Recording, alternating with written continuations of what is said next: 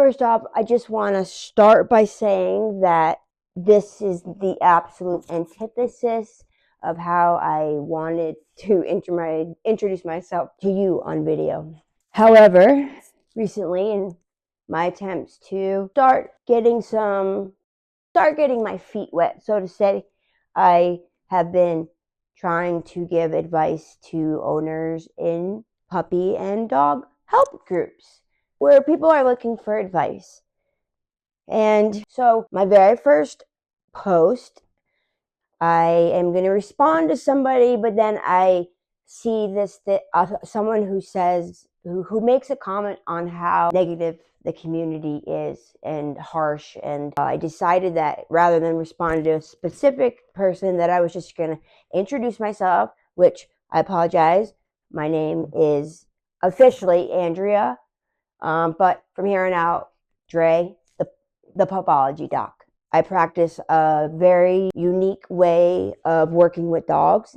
And when I tell you this is the absolute antithesis of how I wanted this to be, because I do the one thing that I have been reading and hearing to do when you're getting ready to start a channel or whatever, you're supposed to go and look at other people in your industry and see what they're doing and then do it, but change it a little. And it's just not my style. So I had no interest in watching what other dog trainers are doing. And I don't even like to call myself a dog trainer. I tell people I work with dogs professionally.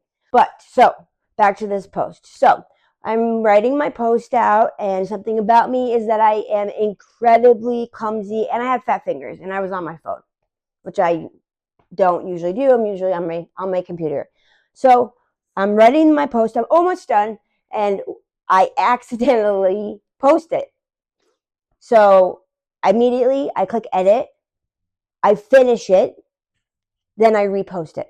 Within that little bit of time of me just fixing it, having AI do my grammar and stuff like that, because I can ramble and get a little off track. I'm very passionate about what I do.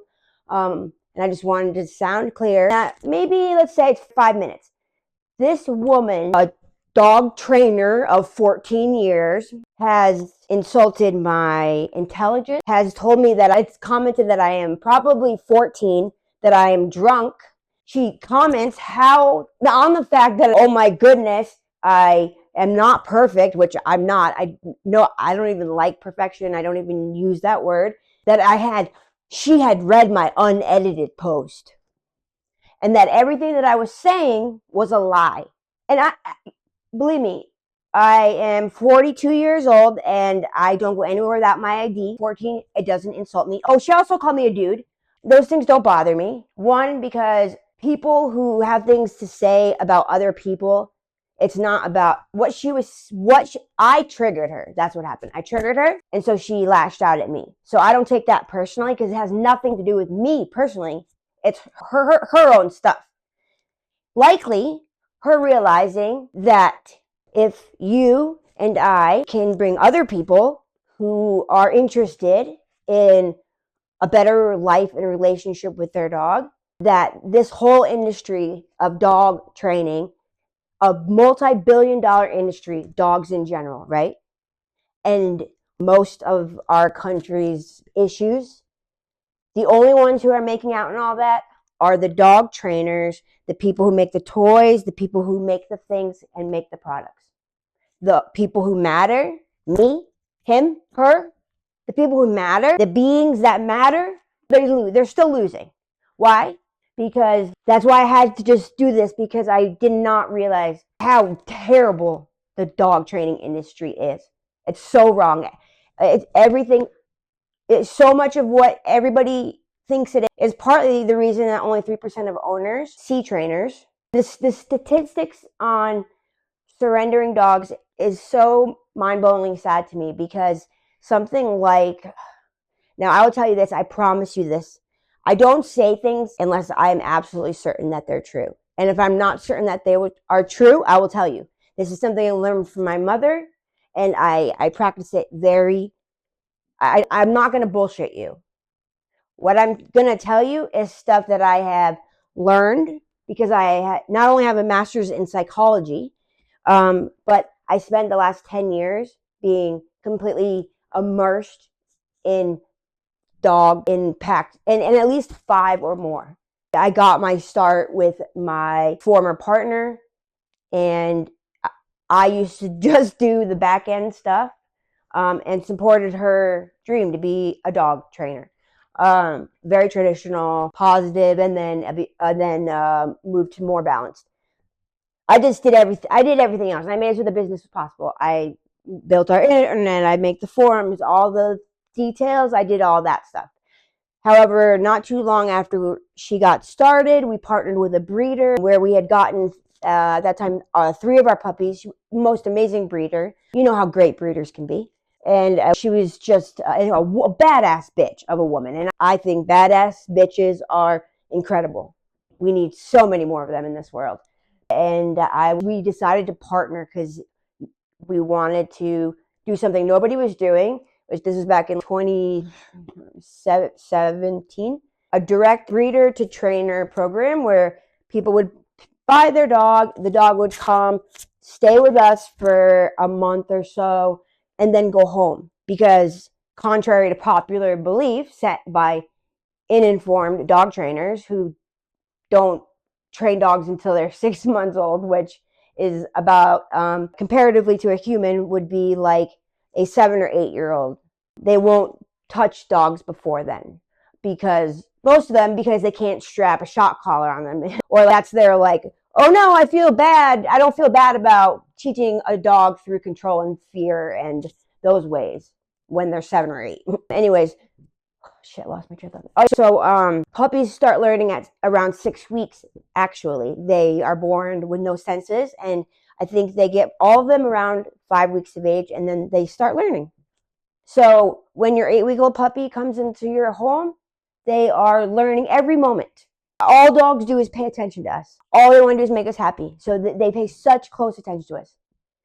The thing is that because every single school of dog training, so we have Dominance, which came out in 1947 by Funkel or something like that. I'll put it maybe on the screen or in the notes.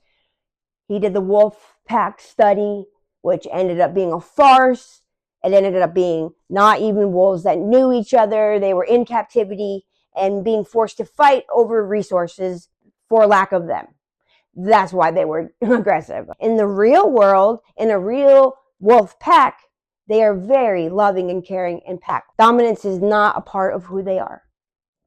It's just, then this guy, he actually spent the rest of his career, I think he died in the 90s, trying to debunk his own theory. And I think something I read recently, 75% of dog trainers still practice dominance theory. Something that's completely bullshit and been debunked by the guy who did it. And our dog is not looking, I do not need to be an alpha. He can go through the door before me without throwing the whole world aside. He can eat before me. In fact, my dogs eat before me every freaking day. They eat better than me a lot of times. Right? It's not about that.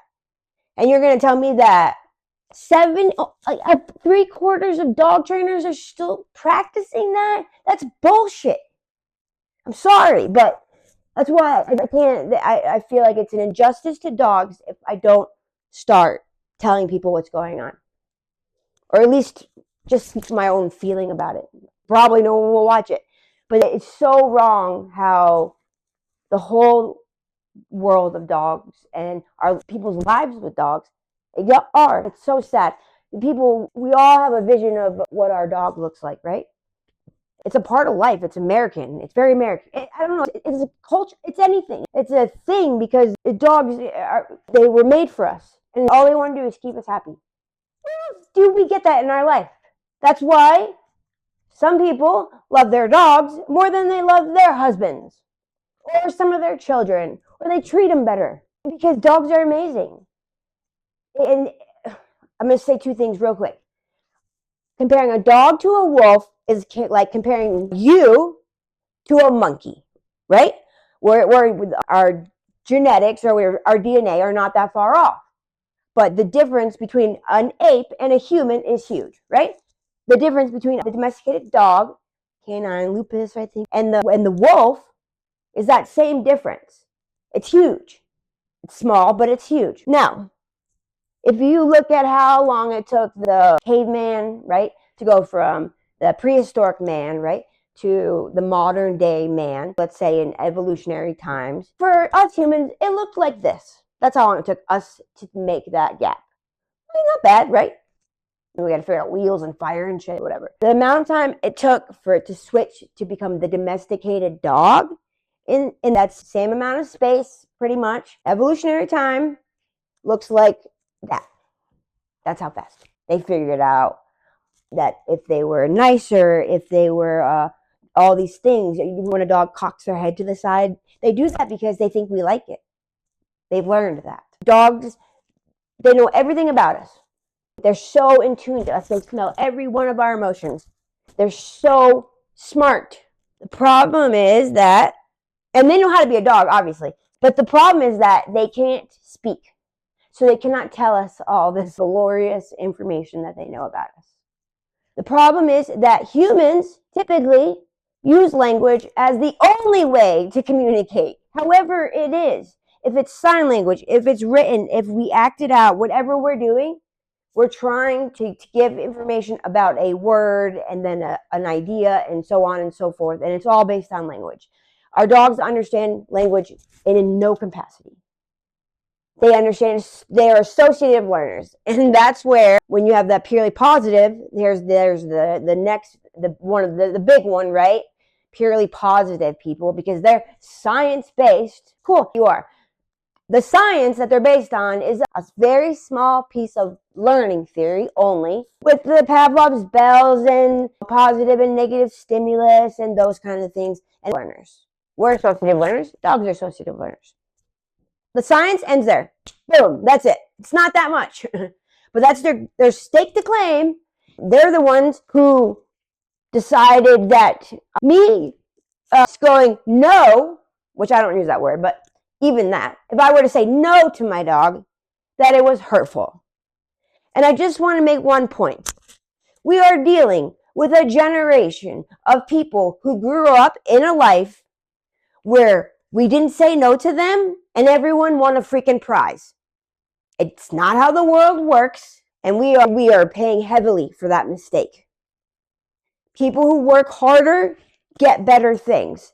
That's just how the world works. If you're a shitty singer, it's such a disservice not to tell your child that they are, because you don't want to hurt their feelings. But you have no problem with them embarrassing themselves on national TV to find that out. That's fine with you. But God forbid you were to tell them, oh no, honesty. Whew, that is such a lost art.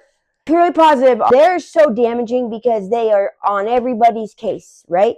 They are always talking about balance trainers, how awful everybody is. And I will tell you one thing, when you know you're right, you can afford to keep quiet. And that's where I do respect the balance training world, because a lot of what they do, it is helpful, because our dogs, they need to understand when they do something that we don't like. Why? Because they want to know that. The first 18 months of a dog's life, their personalities are a lot more malleable, right? So they take in, basically, they're a lot able to take in our lack of communication easier. It doesn't bother them as much. Once they reach around 18 months, they start to become more rigid. And that's why we see dogs starting to get more reactive, more aggressive. Because, why? Because they're freaking confused. Because they don't understand language. They don't understand that on Monday, come on, Dad's gone. Let's get on the couch. I love you on the couch. I love you right next to me. Oh my God, Max, how dare you be on the couch? Which is better than Dad telling him to get off the couch, right? Because it wouldn't be as nice. But next morning, as soon as Dad's gone, how wrong that is to do a dog. I could probably spend a couple days just, that's so wrong to do. Why? Because if, let's say your managers, right, were doing that to you. Every day you come in, they tell you to do one thing, and when you come in the next day and it's the other one, they tell you to do the opposite thing, and they also scold you for doing the thing the other one had told you, the first manager told you to do. Double whammy, every day, every other day. As humans, we're going to reach our limit fairly quickly. We're going to call a meeting. We're going to get some clarification, and we're going to leave the freaking job. What most sane people would do. So dogs, they don't get to do that. Not only do they not ever get the opportunity to hold the meeting, they don't ever get the opportunity to figure out anything. They just have to deal with it every day and try to figure out. No. Dogs build associations like the rings of a tree. That's how I try to visualize it, right? Certain things in 18 months of a dog's life, they're going to do a lot of times. There's going to be a lot of rings already on those associations. And dogs don't understand gray areas. So they get stressed out and they lash out. And they decide that humans are so untrustworthy because nobody's giving them any clear information. So they just know what to freaking do. They're gonna push that world away from them, which is why they will start to growl. You'll see dogs whose nose never leaves the ground because their nose is their best sense. So they constantly are trying to figure out the world using that. Duh, who wouldn't? When things are done correctly, my dog's looking to me for information. Why? Because it's a human world. It's not a dog world. If it was a dog world, I'd be looking to him what to do. Come on. His person. He takes care of me and I take care of him. So it's a disservice to not give him the information that he wants, which is all he wants is to keep me happy. But there's two very important things to know about dogs. While they want this very badly, they also do the easiest thing that works. How lazy are most humans? And unfortunately, working for a dog, they have a propensity for liking terrible odds. So working for a dog might be 1 time out of 50 times. So they jump up on us every time, waiting for that one time that we really miss them. And we, instead of yelling at them for jumping on us when we walk through the door, we scratch their ears and we tell them how much we love them. That's enough for them. It's like a gambler, right? When a gambler wins, they forget they forget how the huge losses they just had, and it starts the cycle all over again. That's enough for them. Have you ever waited in line for a roller coaster? Like a long line? When you get to the front and you ride the roller coaster, you forget how bad the line was, right? Shit. And I know I'm rambling, but this is more like a diary out loud. So if you're seeing this, I'm happy because I want more people to see it, but I apologize. It's not supposed to be like this. It's just that the fact that this woman sat there in a huge group for puppy owners, and she's a top contributor. So what? Because you shit on a ton of people in the group, the algorithm picks up that you comment a lot. She said everything that I was saying was complete lies, which what I had said was a remark. I was explaining the issues with the crate. And she said that dogs cannot smell human guilt.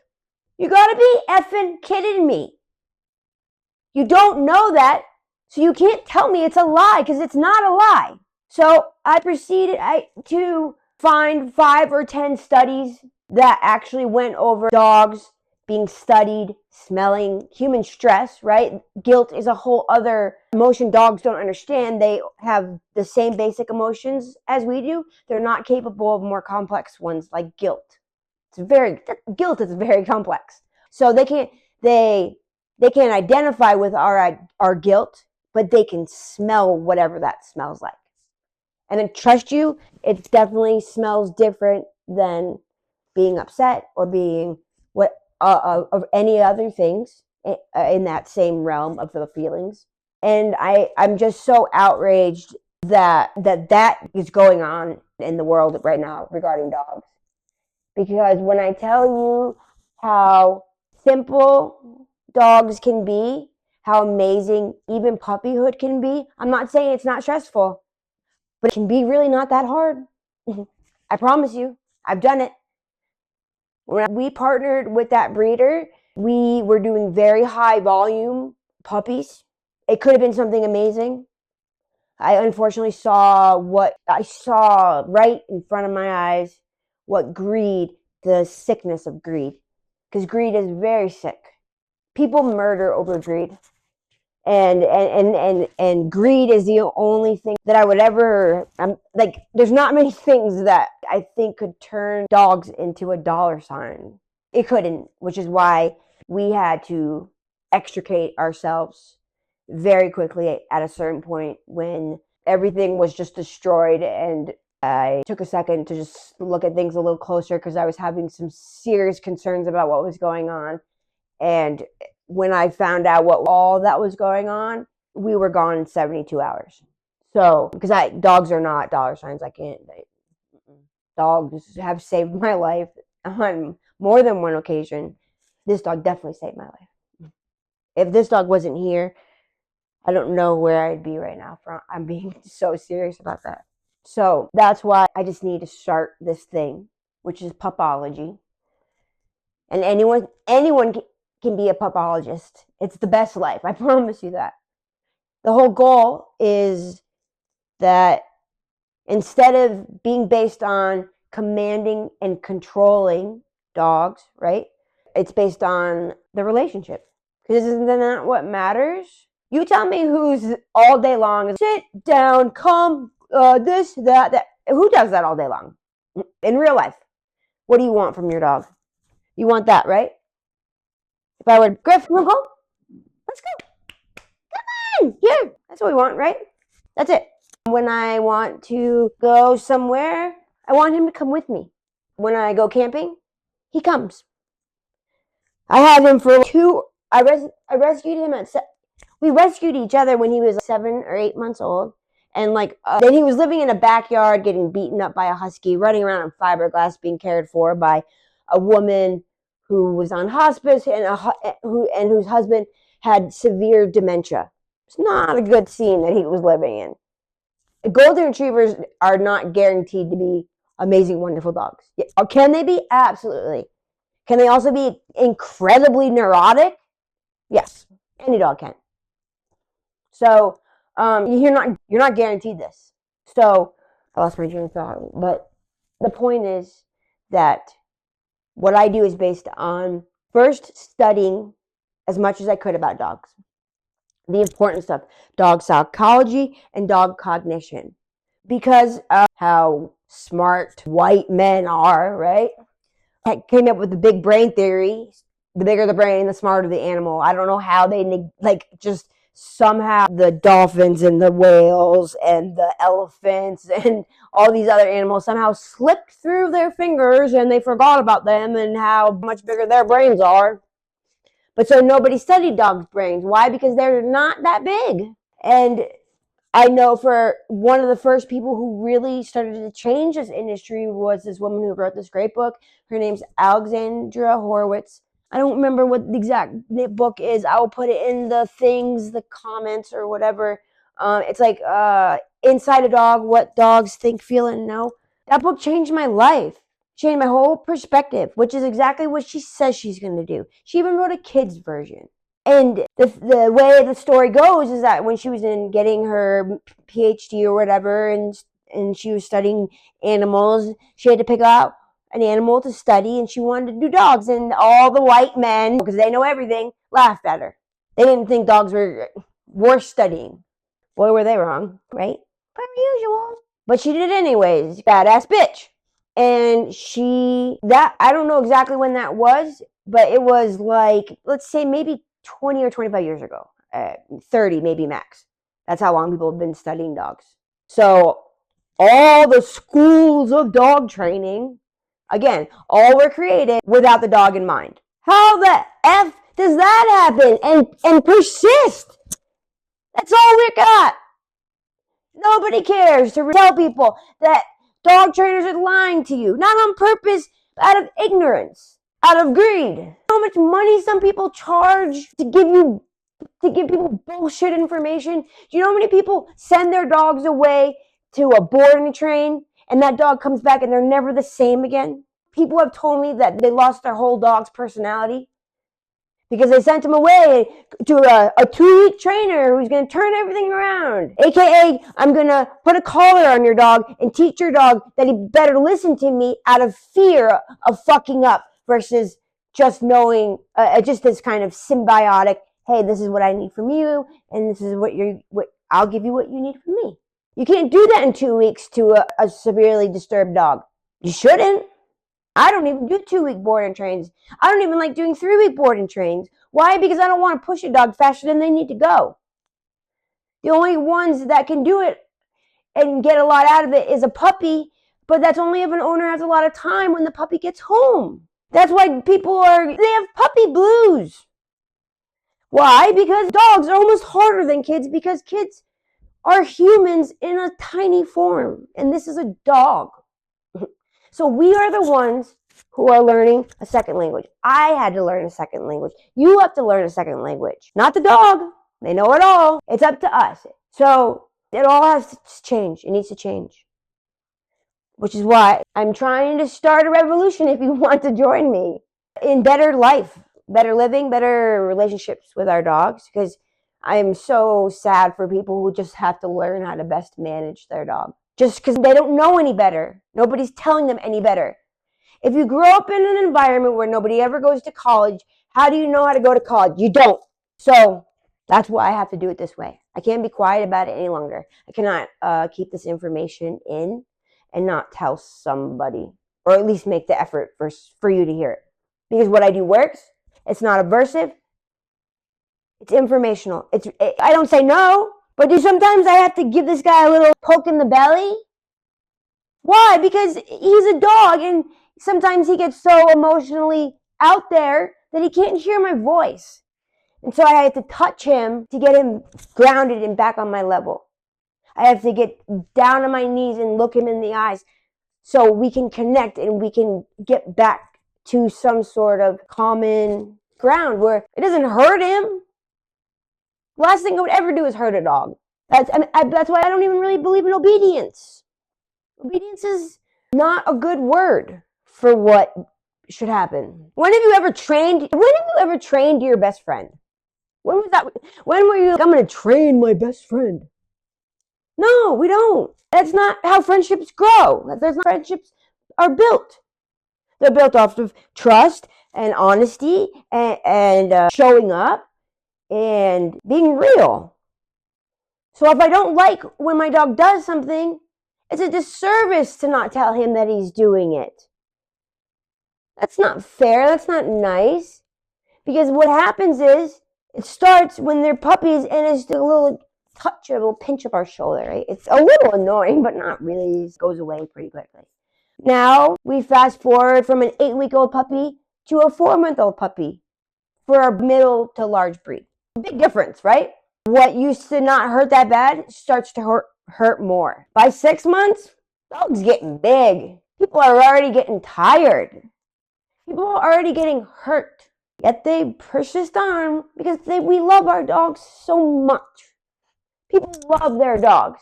I have met people who don't go on vacation, who don't leave the house. I met a mom and son who had lived in the same house the past month and hadn't seen each other. In the same house! I met people who couldn't have friends over. Why? For the dog. But everybody's still miserable. Nobody's happy in the situation. Everybody's still losing. And then we live in a world where any idiot can act like an expert.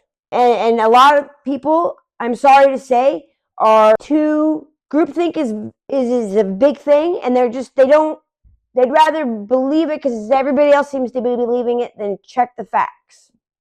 I am a fact checker. In fact, I am a person who purposely will go right if everybody goes left. Why? Because being like everybody else is boring. I think she said it best. Get it? I know it. Anyways, Marilyn Monroe says imperfection is beauty, madness is genius, and it's better to be absolutely ridiculous than absolutely boring. And being like everyone else is I can't imagine a more boring thing. So, but I got a lot to talk about. And if you have made it this far, then you're clearly not like some people who attempt. I cannot believe that woman, how she laid on my ass so quickly. I'm giving free good advice. Just because that's not what you do, and also because, like I said, she was triggered by what I said, because if this gets out, the dog training world as we know it will cease to exist. Why? Because they're all doing it wrong. It doesn't work. Something like 86% of dogs that are surrendered under 22 months of age, and people have had them for less than a year. Why? Because I'm going to show you something, tell you something so important. Because this is how, so frustrating. Sorry. Your puppy is home with you, right? All is well, you're so excited. But because our world, the society, has led us to believe that dogs are nothing more than furry humans. They're not. Cute? Yes. Similar to babies? Yes. 8-week-old puppy is equal to, I think, almost like a 4 or 5-month-old child or something like that. They're zooming. And they're going, 6-7 months, they are pre-pubescent teenagers. By 8 months or so, teenager, not puppy, not baby. No. But that's when we want, now we're mad at them for all the things we let them get away with.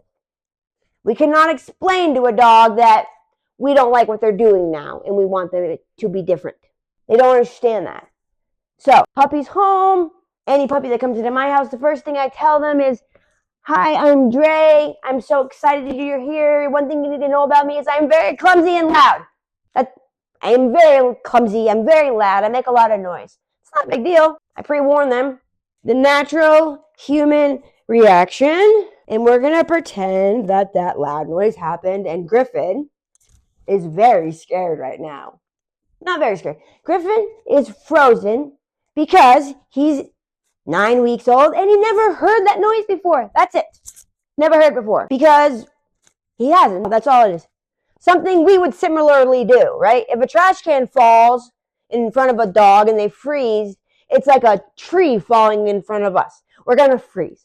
Okay, I'm going to just give it a little, what's going on? So Griffin is, again, he is, humans are naturally, this is what we do. It's okay. Don't worry. It's okay. Don't worry, baby. Don't worry. Oh my God, this is the greatest communication error. It happens so fast, so readily, and keep going. So, dogs learn one of two ways. Action, like when I call the information I give a dog a cue, not a command. So if I cue sit, when I'm teaching it to a pup, I use treats and I use their nose, and I'll put the treat in front of their nose and I lift my hand up and their nose follows it and it causes their butt to go down, and I say yes, and I tell them that's what I like sit to be. Yes, that right there. I do it again. Every time I say it one time and I follow through. So the dog knows that noise, which could also be witchy-watchy, means what we know to be sit. Action. The other way the dogs learn is emotion. They are very good at learning through emotion. Now, they're not always the best at interpreting it, but boy, are they know emotion. So we're going back to the scene. That was just a book mommy dropped. I'm sorry. Don't worry. The dog is like, I have no idea what this human is saying. But what I am learning in that moment as the dog is that, well, there's no action going on. So emotion, okay? So the feeling that I'm feeling, which they can't identify, but they're in that moment, they're scared. So their heart's racing. They feel uncomfortable because being scared is uncomfortable. But the dutiful dog who just wants to keep their owner happy sees that this feeling makes them very happy.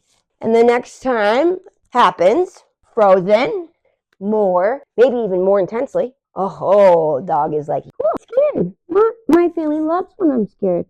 So what am I doing? I become scared of everything. And I hate telling owners that they're the reason their dog is scared of everything. I'm tired of telling owners that they're the reason their dog is scared of everything. Because what that was that I did to him, what owners do, it's from a place of pure love. They're doing it because that's what we do for a baby, a kid, right? When a kid is scared, we hug them and we tell them that they're safe and it's okay and not to worry. And it works. Why? Because human children are like human adults. But for dogs, it doesn't work that way. They don't learn the same way because they don't understand language. They don't know what it's. Don't worry. That was just a book. Mom's clumsy. They don't know what any of that means. Can they learn 150, 200 words? Yes. But they don't know what things mean. They don't. Gryffindorfin Guy does not know that that's his name. He just knows that when he hears that sound and he looks to me, good things happen, usually. One time I told this lady that I had missed 2 of my dog's birthdays, which were 3 days apart. And she looked at me like I told her that I kicked one of my dogs in the face. I'm not kidding you. She was disgusted with me. Newsflash, dogs don't know what a birthday is. They don't know what a party is. They don't know what aging is. They don't know what any of that means. They just know that cooler, better things are happening to them that day. That's it. And something to that regard is what I was trying to get across in this post. And this is what this freaking 14-year trainer of protective dogs told me was lies, and I shouldn't be listened to, and that I was a drunk man-child, basically. And then other people also needed to one other person, of course, had to jump on, another top contributor, and jump on Dingbats comments about how my first draft was rambling. I'm sorry, I'm clumsy. I also have fat fingers. My ring finger is at 10.5. People, the phones are small.